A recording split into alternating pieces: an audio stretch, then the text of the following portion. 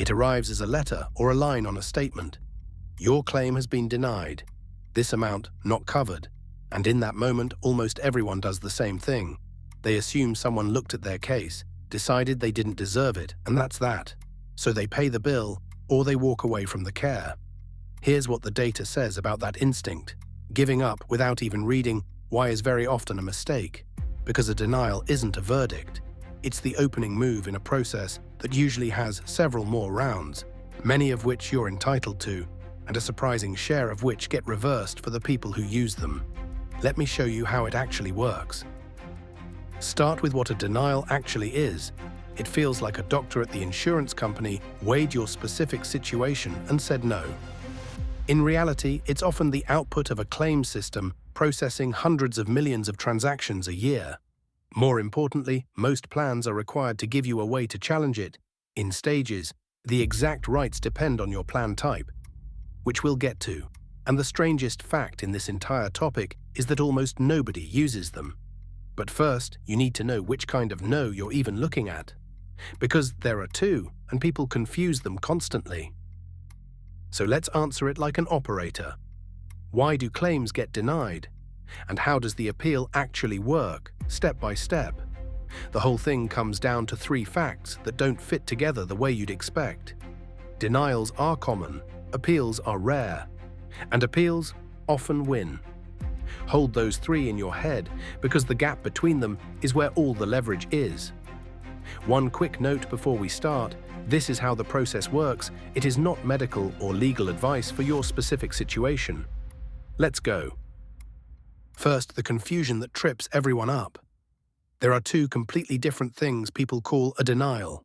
One is a prior authorization. That's before you get care, when the insurer won't pre-approve a test, a procedure, or a drug. No care has happened yet, and no bill exists. The other is a claim denial. That's after the care, when the insurer refuses to pay a bill you've already run up. Different timing, different rules, different deadlines, different appeal paths. Mix them up, and you'll miss a deadline or file the wrong kind of appeal. Keep them separate. Now the question that actually stings. Why did it get denied at all? The answer is far more boring and far more fixable than you'd think. A lot of denials are clerical, a billing code entered wrong or left off, a coverage date that lapsed, a required pre-approval that nobody got, an out-of-network provider, or a claim submitted twice. Some of these are pure data entry problems a phone call can fix.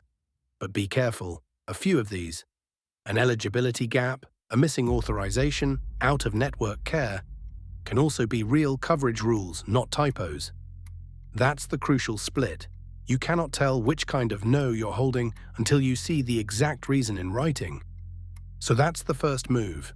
Find out why. How lopsided is it? In the one detailed federal breakdown we have from 2020, only about 2% of denials were flagged as the dramatic, not medically necessary kind. But here's the honest catch.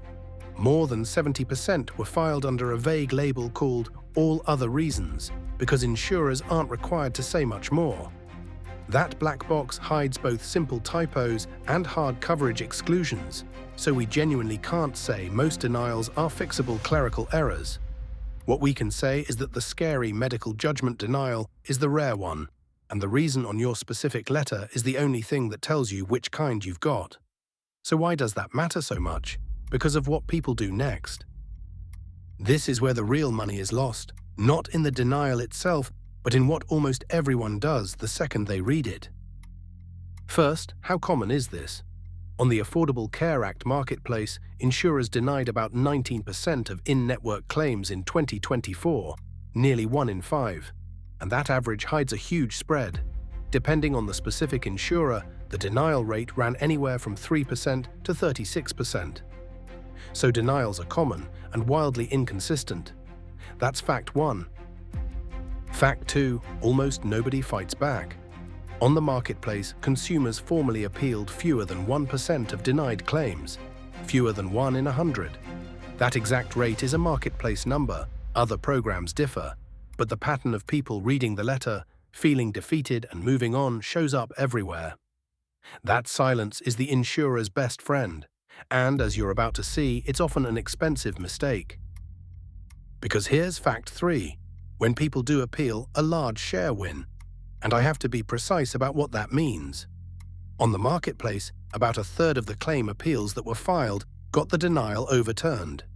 Separately, in Medicare Advantage, when patients challenged a prior authorization denial, over 80% were overturned. 2 different programs, 2 different kinds of denial. Keep them in their own lanes. What both show is the same thing. Among the people who actually fought, the first no was very often not the last word. Here's the honest way to put the 2 facts together. We can't promise that your specific denial would be overturned.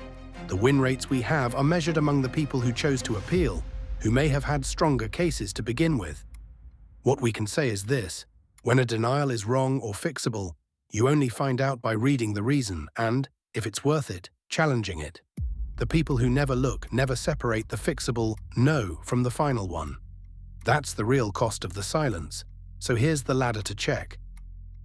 For a commercial or marketplace plan, the path looks like this. And one caution up front: Medicare, Medicaid, and self-funded employer plans run their own appeal tracks, so treat this as the general shape, not a universal rulebook. A quick phone call can sometimes clear a simple typo, but it's optional, it may not count as a formal appeal, and your filing deadline keeps running while you wait, so don't let a call eat your window. The steps that carry real legal weight are the internal appeal, where the insurer must look again, and the external review, where an independent outside reviewer decides, and get help from the right office for your plan, which we'll pin down in a second, because sending it to the wrong one wastes time you may not have. Rung 2 is the internal appeal, and for ACA plans it comes with legal teeth. Under the Affordable Care Act, most plans must give you a formal way to appeal a denial. As a general rule, you get about 180 days, 6 months, to file. And for urgent care, the insurer often has to answer within about 72 hours. But here the qualifier: those are ACA plan figures. Medicare, Medicaid, and self-funded employer plans set their own clocks.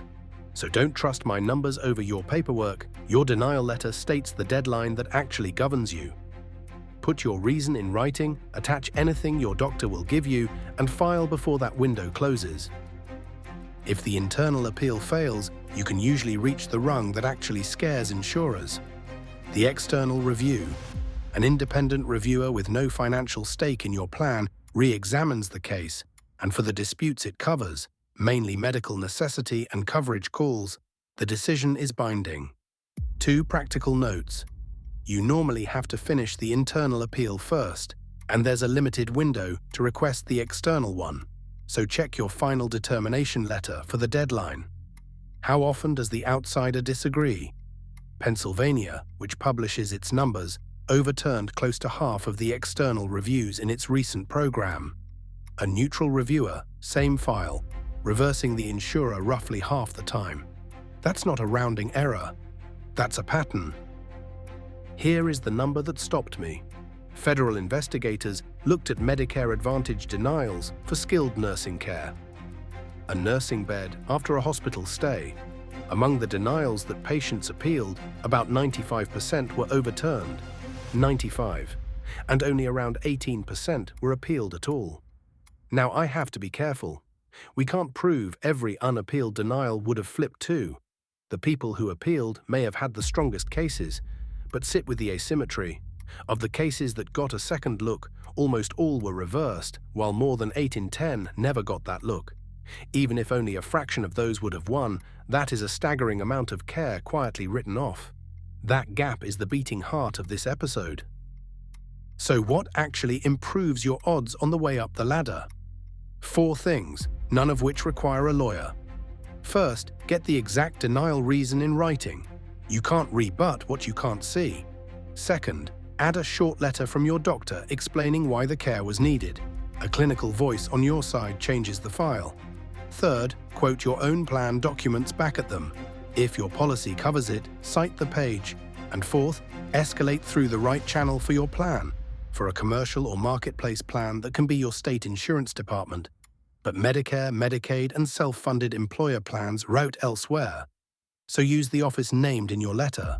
Persistence isn't rude here, it's the entire strategy. Step back, and there's a systemic reason denials are so common. Insurers process claims at enormous scale, and some denials go out in bulk, at software speed, with little individual review. Several lawsuits allege that certain insurers used algorithms to auto-deny large batches of claims. And to be precise, those are allegations being litigated, not proven facts. Regulators have noticed new federal rules taking effect for 2026 are meant to speed up prior authorization decisions and add transparency. And some of that works automatically before anyone appeals.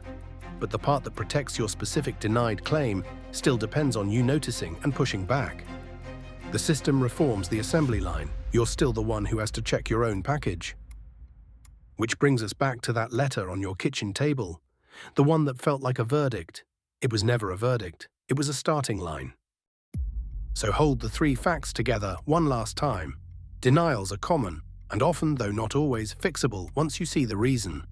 Appeals are rare. On the marketplace, fewer than 1 in 100 denied claims are ever challenged, and appeal rates are low across other programs too.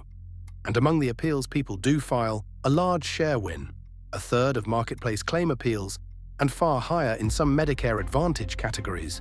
We can't promise your denial is one of the winners. But the distance between how rarely people check and how often checking pays off is the single biggest piece of unclaimed leverage the average patient has. Read the reason, ask for it in writing, then decide. If a denial ever lands in your mailbox, remember, it's the opening move, not the final word. Read the reason, ask for it in writing, and use the appeal path your own plan documents lay out. This is how the process works, not legal advice for your case. Next time, we answer a question hiding underneath so many of these confusing bills: why in-network and out-of-network exist at all, and why the same care can cost wildly different amounts depending on a list you never signed. For more on how the system actually works, visit shanewelter.com. I'll see you in the next one.